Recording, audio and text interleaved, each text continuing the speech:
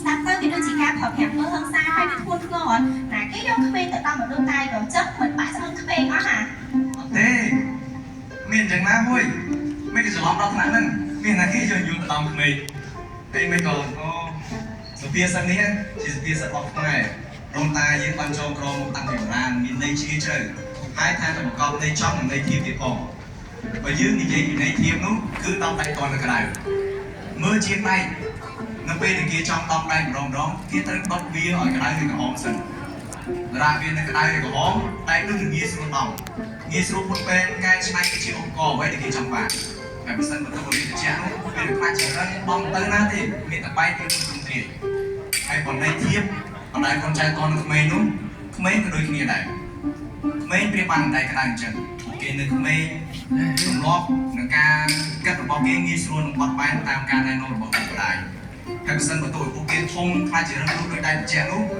ការបណ្ដាលនឹងអាចជាពិបាកខ្លាំងមែនទែនជំរាបសួរខ្ញុំបាទជំហើយលីហេនេះខ្ញុំជួយឆ្លើយក៏មួយពួកយើងគឺជាសិស្សដែលមកពីថ្នាក់ទី 11A នៃសាលារៀនជីវិតថ្មីហើយក៏ជាម្ចាស់ជ័យលាភីនៅក្នុងកម្មវិធីប្រកួតប្រជែងបទបង្ហាញស្នាដៃស្រាវជ្រាវរដូវកាលទី9ផងដែរថ្ងៃនេះពួកយើងពិតជាមានសេចក្តីសោមនស្សរីករាយជាខ្លាំងនៅក្នុងការឡើងមកបកស្រាយនៅប្រធានបទមួយដែលបានលើកឡើងថាការអប់រំពិតជាមានសារៈសំខាន់ណាស់សម្រាប់កូនអង្គវេទិកាទាំងមូលតើអង្គវេទិកាទាំងមូលបានដឹងទេថាការអប់រំនឹងគឺជាអីហើយហេតុអីបានជាយើងឮជារឿយៗថាវាមានសារៈសំខាន់យ៉ាងនោះបន្តទៅនេះសូមអនុញ្ញាតឲ្យយើងខ្ញុំបានធ្វើការបកស្រាយនៃអត្ថន័យប្រធានបទខាងលើនេះឲ្យកាន់តែបោះបាយនិងស៊ីជម្រៅបើយើងនិយាយអំពីន័យរបស់ការអប់រំឲ្យជ្រាលជ្រៅទៅការអប់រំគឺជាការផ្ដល់បច្ចេកវិទ្យាឬក៏ជាវិធីចាត់ចែងបណ្ដុះបណ្ដាលប្រពៃណីអរិយធម៌ទំនៀមទម្លាប់និងជាពិសេសជាសិលធម៌ដល់កុមារហើយជាទូទៅក្នុងសង្គមមួយត្រូវតែមានការអប់រំដល់ក្មេងៗព្រោះថាពួកគេនឹងហើយគឺជាអ្នកបន្តវេននិងជាតពាំងស្នងនិស្ស័យសម្រាប់អនាគតប្រទេសជាតិ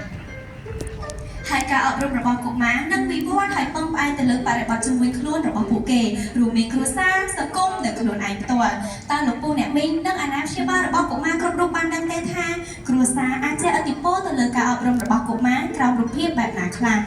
ជាទូទៅយើងដឹងហើយថាគ្រួសារដែលមានស្ថិរភាពមិនត្រឹមតែចិញ្ចឹមកូនឲ្យធំធាត់ផ្នែករាងកាយតែប៉ុណ្ណោះទេប៉ុន្តែថែមទាំងបណ្ដុះបណ្ដាលឲ្យពួកគេរឹងមាំផ្នែកស្មារតីទៀតផងតែនេះហើយបានជាគ្រួសារគឺដើរនីតិជាគ្រឹះដំបូងនិងសំខាន់បំផុតក្នុងការអប់រំកុមារឪពុកម្ដាយនិងអាណាព្យាបាលគឺជាគំរូក្នុងការបណ្ដុះបណ្ដាលសីលធម៌សុជីវធម៌គុណធម៌អាកប្បកិរិយាល្អនិងការរស់នៅប្រចាំថ្ងៃព្រមទាំងលើកកម្ពស់ក្នុងការអភិវឌ្ឍផ្លូវចិត្តបំពេញជីវិតនិងត្រៀមខ្លួនឲ្យកុមារចូលរៀនការចូលរួមរបស់គ្រួសារក្នុងការអប់រំកុមារមានទស្សនវិជ្ជាសំខាន់និងជាច្រើនប្រភេទវាអាចជាសកម្មភាពកាយវិការឬក៏ពាក្យសម្ដីដែលជាស្ដែងគឺជាមេរៀនសម្រាប់កុមារតាមដោយសុភាសិតខ្មែរយើងបាននិយាយថាកុមារប្រៀបបាននឹងกระดาษសអញ្ចឹងដោយសារអីពេលពួកគេកើតមកពួកគេកើតដោយភាពបរិសុទ្ធស្អាតស្អំមិនទាន់មានការចេះដឹងឬទម្លាប់អ្វីឡើយយ៉ាងវិញទៀតចរិតលក្ខណៈរបស់ក្មេងៗមុនពេលដែលពួកគេស្គាល់សាលារៀនគឺជាសមិទ្ធផលដែលទទួលបានពីការចំណាយពេលស្ទើរតែ 100% ជាមួយនឹងសមាជិកគ្រួសារកុមារដែលទទួលបានសេចក្តីស្រឡាញ់ការគាំពៀនិងណែនាំផ្លូវត្រូវពីគ្រួសារមានទំនួលផ្លូវចិត្តរឹងមាំនិងទម្លាប់ល្អវាអាចជាការចេះអត់ធ្មត់ភាពស្មោះត្រង់ការគោរពពេលវេលាឬការចេះស្រឡាញ់អ្នកដទៃដោយមានការយោគយល់ឲ្យគ្នាទៅវិញទៅមកជាដើមបន្ទាប់ពីគ្រួសារការអប់រំរបស់កុមារក៏បានពឹងផ្អែកទៅលើបរិបទសង្គមផងដែរតួយ៉ាងការគាំពៀនិងអប់រំកុមារតូចៗគឺជាសសរគ្រឹះសម្រាប់ការធានានូវនិរន្តរភាពលើអនាគតពួកគេពេញមួយជីវិតតាមរយៈការកសាងនូវសមត្ថភាពនិងបំណិនជីវិតដែលផ្ដល់លទ្ធភាពឲ្យមនុស្សអាចសិក្សារៀនសូត្របាននិងរកចំណូលសម្រាប់ទ្រទ្រង់ជីវភាពរបស់ខ្លួននាពេលខាងមុខអាស្រ័យហេតុនេះហើយបានជាប្រទេសកម្ពុជាចាំបាច់ត្រូវតែវិនិយោគទៅលើការគាំពៀនិងអប់រំកុមារតូចៗដើម្បីកសាងនូវធនធានមនុស្សដែលជាសារៈសំខាន់នៅក្នុងការជួយឲ្យសម្រេចបាននូវចក្ខុវិស័យកម្ពុជានាអនាគតដូចជាការដោះស្រាយនូវភាពក្រីក្រនិងបញ្ហាលំបាកផ្សេងៗជាទូទៅធនធានមនុស្សគឺជាកាតាលីករចម្បងជំរុញឲ្យប្រទេសមានភាពរីកចម្រើននិងជឿនលឿនទន្ទឹមនឹងនេះផងដែរការអប់រំនៅក្នុងសាលារៀនក៏បានបណ្ដុះបណ្ដាលនិងបង្កើតនូវបញ្ញវន្តដែលជាសសរទ្រូងរបស់ប្រទេសសម្រាប់អនាគតរុងរឿងទៀតផងហេតុដូច្នេះហើយបានជាបរិស្ថានសាលារៀនក៏ជាកត្តាគន្លឹះដ៏សំខាន់មួយដែលជះឥទ្ធិពលផ្ទាល់ទៅលើប្រសិទ្ធភាពនៃការសិក្សានិងចំណងនៃការចង់រៀនសូត្ររបស់កុមារជាក់ស្ដែងបរិស្ថានសាលារៀនមិនមែនសំដៅទៅលើតែភាពស្រស់ស្អាតនិងអនាម័យនៃអគារសិក្សាតែមួយមុខនោះទេប៉ុន្តែវាក៏មានរួមបញ្ចូលទាំងបរិស្ថានរូបវន្តបរិស្ថានផ្លូវចិត្តនិងទំនាក់ទំនងជាសហគ គមន៍នៅក្នុងសាលាផងដែរដោយឡែកសាលារៀនជីវិតថ្មីយើងផ្ទាល់បានផ្ដល់នូវបរិស្ថានសាលាយ៉ាងប្រពៃសម្រាប់ជំរុញដល់ការរៀនសូត្ររបស់កុមារឲ្យកាន់តែមានប្រសិទ្ធភាពនិងល្អប្រសើរជាងមុនដែលសាលារៀនជីវិតថ្មីមានបំពាក់នូវគ្រឿងប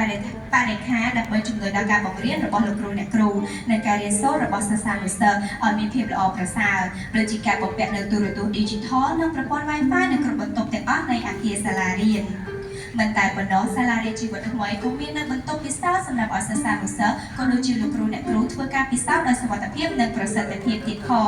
ងបន្ថែមពីនេះទៀតនោះសាលារៀនជីវិតថ្មីក៏មាននៅបន្ទប់ប្រឹក្សាយោបល់សម្រាប់កុមារដែលមានបញ្ហាអត្តចរិតក៏ដូចជាជួយទៅដល់ក្មេងៗដែលត្រូវការគាំពារដូចជាផ្លូវចិត្តចុះខ្សោយដូចជាក្មេងដែលពិបាកអប់រំនៅតាមផ្ទះនេះបើយោងទៅតាមការសង្កេតឃើញអំពីរបាយការណ៍នៃការតាមដានអត្តចរិតរបស់កុមារដែលសាលាទទួលបានពីអាណាព្យាបាលផ្ទាល់បន្ថែមពីនេះទៀតនោះសាលារៀនជីវិតថ្មីក៏មានការប្រឆាំងនិងហាមយ៉ាងដាច់ខាតទៅលើការប្រើប្រាស់អំពើហិង្សាទាំងផ្លូវកាយនិងផ្លូវចិត្តដូចជាការរើសអើងឬការវាយដំស្រាប់ភ័ក្រទៅលើកុមារជាដើមហើយលោកគ្រូអ្នកគ្រូដែលចូលរួមប្រឹក្សាយោបល់ជាមួយនឹងកុមារទាំងអស់ត្រូវទទួលបានការបណ្ដុះបណ្ដាលផ្នែកប្រឹក្សាយោបល់និងមានគោលកុសលដែលទទួលស្គាល់ដោយក្រសួងអប់រំយុវជននិងកីឡ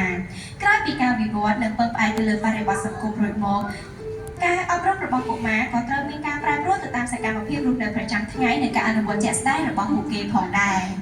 ជាទូទៅយើងនឹងថាចំពោះការអប់រំទោះបីជាយើងទទួលវាចូលក្នុងចិត្តហើយគូក្បាលយើងហើយក៏ដោយប៉ុន្តែប្រសិនបើយើងមិនបានអនុវត្តឬត្រាប់តាមលេខជាក់ស្ដែងនោះវានឹងមិនមានន័យអ្វីសោះឡើយដែលទាំងហើយបានជាក្នុងការសិក្សាតែមានលំហាត់និងកិច្ចការអនុវត្តជាដើមគឺក្នុងគោលបំណងពង្រឹងនិងបណ្ដុះបណ្ដាលស្មារតី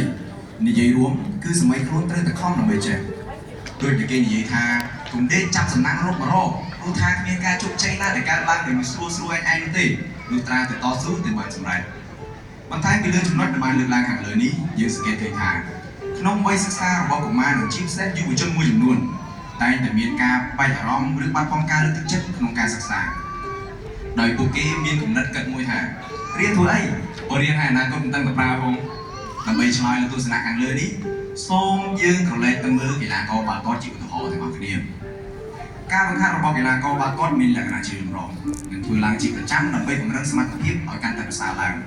ក្នុងចំណោមនោះការបង្ហាត់ជាមូលដ្ឋានមានដូចជាការទាត់បាល់បញ្ជូនបាល់ឬប៉ះបាល់គ្នាទៅមកជាដើមដែលជាស្ដែងពួកគេបប្រតិបត្តិ5នៅក្នុងការប្រកួត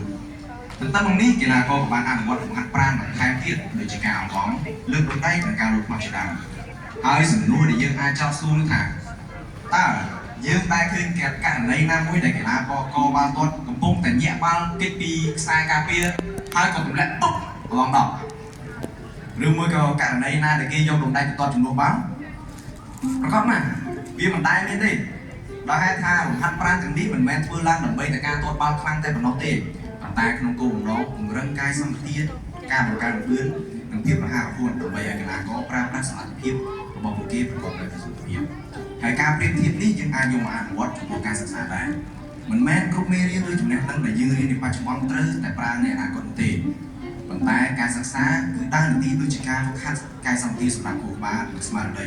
ដែលជួយបណ្ដុះបណ្ដាលឲ្យយើងមានគំនិតមុខស្រួចជីវភាពអាចសម្របខ្លួនបានតាមបរិបទផ្សេងៗនៃអនាគតយ៉ាងរហ័សរហួនដូចនេះការសិក្សាមិនមែនគ្រាន់តែដើម្បីជាការចាំមតិក្នុងសៀវភៅតែប៉ុណ្ណោះទេប៉ុន្តែគឺជាការពង្រឹងសមត្ថភាពការគិតការដោះស្រាយបញ្ហានិងអភិវឌ្ឍស្មារតីឲ្យកាន់តែរឹងមាំដូចគ្នានឹងការបង្ហាត់បាល់ទាត់ផងដែរលើពីនេះទៀតនោះគឺមជ្ឈដ្ឋាននិងមនុស្សដែលកុមាររស់នៅជុំវិញខ្លួនគឺមានឥទ្ធិពលយ៉ាងខ្លាំងក្លាទៅលើកម្រិតបញ្ញាស្មារតីនិងការលូតលាស់នៃខួរក្បាលរបស់ពួកគេខួរក្បាលរបស់កុមារប្រៀបដូចជាសម្លេងដែលចាំមើលស្រូបរាល់សកម្មភាពពាក្យសម្ដីនិងការគិតពិចារណាពីមនុស្សជុំវិញខ្លួនជានិច្ចការចំណាយពេលដែលនៅក្បែរមនុស្សឆ្លាតគឺជាវិធីមួយនៅក្នុងការជំរុញដល់ការលូតលាស់ខាងចំណេះដឹងនិងការអភិវឌ្ឍខ្លួនឯងនៅពេលដែលអ្នកនៅជុំវិញមនុស្សដែលមានការគិតពិចារណាបានល្អិតល្អន់និងមានសកម្មភាពឆ្លៀសវៃម្យ៉ាងទៀតការដែលនៅក្បែរមនុស្សពូកែជួយឲ្យអ្នកឆ្លុះបញ្ចាំងអំពីភាពវៃឆ្លាតរបស់ពួកគេដែលអាចកែច្នៃឲ្យអ្នកក្លាយទៅជាមនុស្សឆ្លាតម្នាក់ទៀតនៅក្នុងចំណោមពួកគេយ៉ាងមានប្រសិទ្ធភាពដោយតែពាក្យស្លោកមួយបានលើកឡើងថាបើយើងនៅក្បែរមនុស្សឆ្លាតនោះយើងនឹងក្លាយទៅជាអ្នកឆ្លាតទី2សរុបមកការអប់រំរបស់កុមារគឺជាមូលដ្ឋានដ៏សំខាន់ក្នុងការកសាងបុគ្គលល្អនិងអនាគតដ៏រុងរឿងសម្រាប់ប្រទេសជាតិការអប់រំដែលមានគុណភាពកើតឡើងដោយការចូលរួមពីសំណាក់គ្រួសារសាលារៀនសង្គមសម័យខ្លួននិងជាពិសេសការជួយជ្រោមជ្រែងបណ្ដុះបណ្ដាលពីសំណាក់លោកគ្រូអ្នកគ្រូដ៏មានគុណផងដែលជួយបណ្ដុះបណ្ដាលនៃចំណេះដឹងសិលធម៌បំណិតជីវិតនិងទំនួលខុសត្រូវដូចនេះ ការវិនិយោគលើការអប់រំកុមារមិនត្រឹមតែកសាងអនាគតរបស់កុមារម្នាក់ៗតែប៉ុណ្ណោះទេប៉ុន្តែវាជាការកសាងធនធានមនុស្សដ៏មានគុណភាពនិងការអភិវឌ្ឍប្រកបដោយចីរភាពសម្រាប់ប្រទេសជាតិទាំងមូល